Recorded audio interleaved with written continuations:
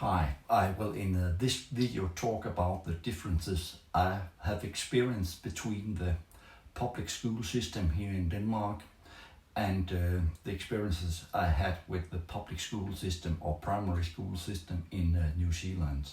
The latter is based on my 6 weeks practicum at the Hillcrest primary school in Hamilton, New Zealand. When we talk about the differences between the Danish public school system and the school system I experienced in New Zealand, we will discover that, or we will see that the differences starts right from the beginning.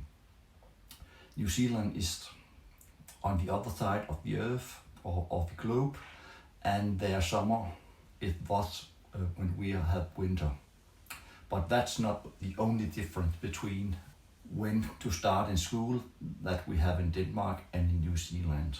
In Denmark, people normally start after the summer holiday in August. Some schools have what they call a preschool, where the children starts prior to the summer holiday, but that's not the case everywhere. And in Denmark, you can start in school from the age of 5 until the age of 6 in most cases. But the normal school education starts in the beginning of August, around the 10th or something like that. In New Zealand, it is a bit different. You can start in school the day you turn 5, and you have to start in school no later than the day you turn 6. And that means that if you turn 5 in July, you can start in preschool in July. If you turn 5 in January, you can start in preschool in January, but you have to start in school when you turn 6, so no later than 6. But the difference between Denmark and New Zealand in this case is that a new student or new pupil in a New Zealand school can start as soon as he or she turns 5, no matter when that takes place in the year. So you can start in January or you can start in December. It depends on your birthday. And that means that some of the students in preschool have a longer stay in preschool than other students, because like in first grade and later, you will start in January, and that's because their summer is from December to February, where we have winter.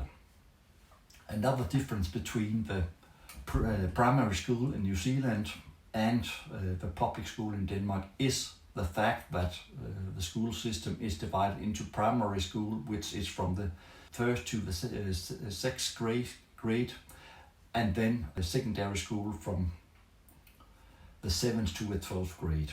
It's similar to what they do in America and in United Kingdom, so it's a Anglo-Saxon way of dividing the school system into two stages. The biggest main difference I experienced as a practicum student teacher in New Zealand was that each class had its own classroom, just as we have in Denmark, but that they only had one teacher. So in New Zealand it is like this: the teacher teaches the class in all subjects, but only at a certain grade level. So like a first grade teacher teaches all the subject like math and English and whatever, but only in the first grade. So they, like in Denmark, where we specialize in like for example, an English, German and Danish teacher, and that's my speciality, and I teach different classes. Or had I been on a public school and not on a private school where like I am now, I would have been teaching different classes. But the teacher in New Zealand teaches the same class in all subjects, and that also means that he or she gets to know the children very well.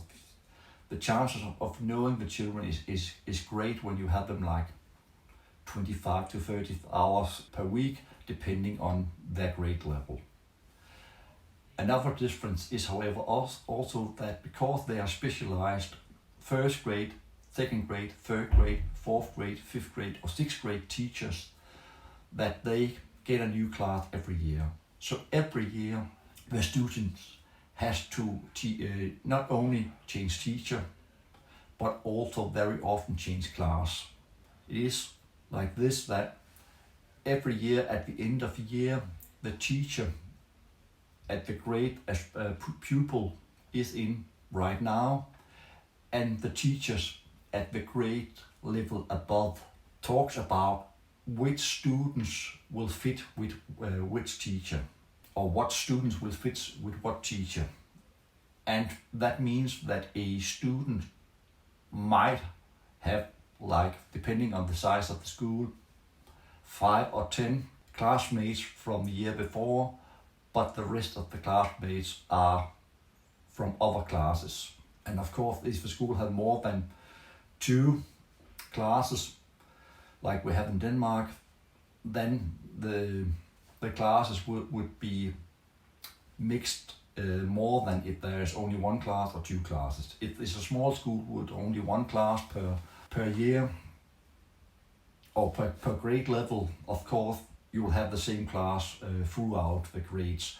But if it's a school like the school I was at, where we had, like, I think we had 3 classes at each grade level, there might be 10 students who went to the same class the year before, and the rest are mixed in some way. So you might have like 5 or 10 you went to school with the year prior, or went to class with the year prior, and the rest are people you didn't go to class with the year prior, but you might have gone to class with them at an earlier stage due to the way they try to match the teacher with the students based on the competences of the teacher and the needs of the students. And my experience was that this worked very well. The fact that the teacher knew what had happened and he or she shouldn't talk with other teachers if there had been a conflict, but had seen the conflict him or herself, really helped control and create a environment where the students had a possibility to thrive. I had the great fortune of being paired with a teacher who really understood how to create an environment where the students felt safe and where they had a chance to grow. And I learned quite a lot from those experiences. And I hope I am able to use what I learned there in my own education.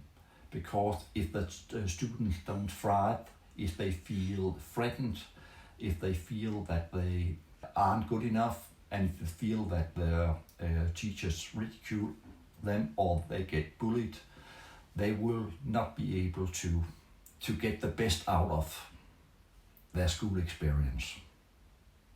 So that's the main difference between the Danish school system and the New Zealand school system at the primary level. That you get a new teacher each year, but you get that teacher in all subjects, and not so you won't have a teacher from say 1st to 4th grade, and from 5th to 7th grade, and then from 8th to 10th grade, for example, like you might have in Denmark. But you will have one teacher for each subject, but that teacher is specialized in those subjects at that level. And then, of course, the other difference between the Danish school system and the New Zealand school system is the fact that after the 6th grade, you go to a new school or your secondary school. And here, the secondary school is, as I have been told, a bit more like what you experience in Denmark, as the teachers are now specialized in their subjects. So if you're an English teacher in the 7th to 12th grade, you are specialized in, for example, English or in social science or in math. And you might be specialized in more than one subject like we are here in Denmark. But that's what I know about the New Zealand school system. I don't know whether or not they have their own classes, the teachers, like they have in the American school system, where the science teacher has his or her own classroom that she's, and the students have to move from classroom to classroom.